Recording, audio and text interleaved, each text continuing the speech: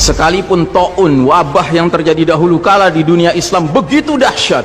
Anda tahu taun dulu kalau terjadi orang baru kena paginya ketularan bintil-bintil, sorenya meninggal, Pak. Kalau sekarang orang di swab positif, sekian belas hari dia isolasi mandiri, kemungkinannya dua, kemungkinan sembuh, kemungkinan mati. Persentasenya berapa? Sembuh 80%, Pak, mati 3%, kecil sekali. Bukan berarti kita menganggap ringan nyawa orang, tidak. Cuman saya ingin menggambarkan betapa taun dahulu lebih dahsyat daripada yang so-called pandemi, yang lebih cocok disebut plandemi ini. Direncanakan ini, Pak. Yang karenanya kalau kita lihat sejarah, sekalipun dahsyat taunnya dahulu kala, nggak ada cerita, Pak, sholat berjamaah berubah tata cara pelaksanaannya, nggak ada. Kenapa kita harus berubah? Dan saudaraku rahimakumullah, kami cuma mengingatkan beberapa pesan dari Nabi SAW tentang sholat ini. Yang pertama, Nabi mengatakan, sallu kama ra'aitumuni usolli. Sholatlah kalian sebagaimana kalian melihat aku sholat. Ini sudah kata mati, Pak. Ini kunci, Pak. Kunci ini. Makanya para ulama fikih memutuskan nggak boleh dikerjakan sembarangan, nggak boleh. Apalagi setelah dia ada aturannya, terus kita berkreativitas menyangka itu lebih baik untuk keselamatan dunia kita, sementara kita tidak peduli dengan keselamatan akhirat kita. Nabi Muhammad SAW menyatakan, hari berbangkit nanti aku akan menunggu umatku di depan telagaku. Aku akan bisa membedakan siapa umatku, siapa yang bukan. Umatku adalah mereka yang wajahnya, tangannya, kakinya bercahaya bekas wudhu. Tapi ketahuilah, ada sejumlah orang wajahnya bercahaya, tangannya bercahaya, kakinya bercahaya. Aku panggil mereka, tapi dihalau sama malaikat, tidak boleh mendekat. Aku panggil lagi, tapi dihalau sama malaikat. Akhirnya malaikat menjelaskan, ya Muhammad, mereka telah merubah ajaranmu setelah engkau wafat.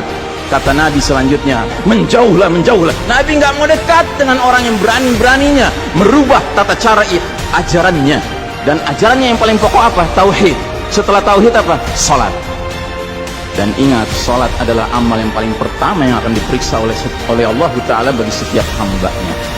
Dan saudara rahimakumullah, saya ingin menyampaikan dua hadis lagi. Satu hadis dari Nabi, la tadaru furujatin lisyaitan. Jangan kalian biarkan celah-celah itu untuk syaitan. Ini Nabi Muhammad SAW yang berbicara, bukan Ihsan Tanjung. Kalau Ihsan Tanjung yang berbicara, Anda boleh tolak, Pak. Ini Nabi Muhammad SAW yang berbicara, yang kita baca salawatnya dengan harapan mendapatkan syafaatnya, dengan harapan boleh meminum air dari telaganya. Jadi kata Nabi apa? Jangan biarkan celah-celah itu menjadi tempatnya syaitan. Hari ini tidak sedikit masjid bahkan memuliakan syaitan, memberi tanda di mana syaitan hendaknya berada. Na'udzubillahi min dzalik. Mau jadi apa kita, Pak? Mau jadi umat seperti apa kita? Ini adalah simpul terakhir, saudaraku. Kalau sampai simpul terakhir ini kita relakan lepas, sudah tidak ada sisanya ajaran ini di muka bumi.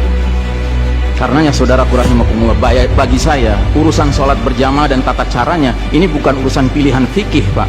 Ini urusannya adalah urusan dengan musuh Allah Ta'ala. Hadis yang terakhir, kata Nabi SAW, innal yahuda qad sami'u dinahum. Sesungguhnya Yahudi sudah bosan dengan agama mereka. Wa innahum qaumun hasadun. Dan mereka adalah kaum yang sangat hasad kepada kita umat Islam, terutama dalam tiga perkara. Satu, raddis salam. Kebiasaan kita umat Islam kalau ketemu saling ngucapin assalamualaikum, dibalas waalaikumsalam.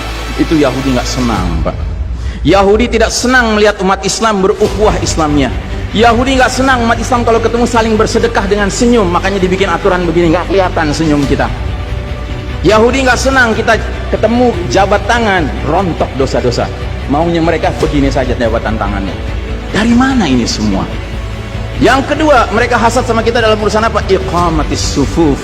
Dalam tata cara kita menegakkan shaf kita. Ingat, Pak, shaf dikatakan tegak syaratnya dua. Satu, lurus, dua, rapat. Bukan hanya lurus tapi renggang-renggang, atau rapat tapi meliuk-liuk. Tiga, harus dua-duanya lengkap. Sehingga Nabi sampai bertanya, kenapa kalian gak bersaf seperti malaikat di hadapan Allah? Para sahabat bingung, bertanya, bagaimana malaikat?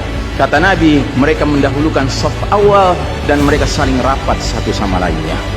Jadi Nabi itu bangga kalau umat Islam sholatnya seperti para malaikat di hadapan Allah Ta'ala. Harusnya itu menjadi kebanggaan kita juga. Dan harusnya kita tersinggung kalau ada pihak yang berusaha untuk mengacak-acaknya. Dan yang terakhir, yang ketiga, Yahudi itu hasad sama kita dalam urusan apa? Dalam urusan umat Islam, di belakang imam sholat wajibnya mengucapkan amin. Makin keras suara amin itu, makin geram mereka. Karenanya mereka bikin aturan, sempat 2 bulan masjid ditutup-tutup sama sekali, nggak terdengar suara amin dari jamaah, karena nggak ada yang boleh ke masjid. Tapi sekarang setelah dibolehkan, masjid yang bisa muat 2000 orang, cukup 500 orang, cukup 700 orang. Supaya apa? Sekurang-kurangnya aminnya bisa berkurang. Maka sekarang pertanyaan besarnya adalah, untuk siapa kita sholat? Atau untuk mereka? Inna sholati wa nusuki wa mahyaya wa mamati lillahi rabbil alamin. Mudah-mudahan apa yang saya sampaikan tidak membuat bapak dan ibu makan nggak kenyang, tidur nggak nyenyak, tetapi semakin sadar betapa kita sedang hidup di era penuh fitnah di akhir zaman, dan musuh-musuh Allah sedemikian sistematis, sedemikian terencananya membuat kita sadar tidak sadar meninggalkan din kita. Yang paling mengerikan kalau sampai sudah nggak ada perasaan lagi risau dengan ini semua. Karena apa? Nabi bersabda, siapa lihat kemungkaran ubah dengan tangan, nggak bisa dengan lisan, nggak bisa dalam hati. Dalam hati itu maknanya apa? Ingkari itu sebagai kebenaran, itu mungkar. Dan itu kata Nabi selemah-lemahnya iman. Sehingga di hadis yang lain kata Nabi, kalau mengingkari saja sudah nggak ada, udah nggak ada iman sama sekali. Nah, yang kita khawatir kalau kita ternyata ridho saja dengan aturan sholat WHO ini, Pak. Padahal harusnya kita sholat dengan cara Nabi Muhammad SAW, bukan caranya Tedros atau Bill Gates. Kepada jamaah, inilah nasihat dari hati yang paling dalam kepada saudara-saudara yang saya cintai karena Allah, yang kita sama-sama bersalawat, kita sama-sama mengharapkan air dari telaga Nabi. Tapi boleh jadi nggak semua kita ngerti apa yang harus kita lakukan agar air telaga itu dapat jaminan kita boleh meminumnya.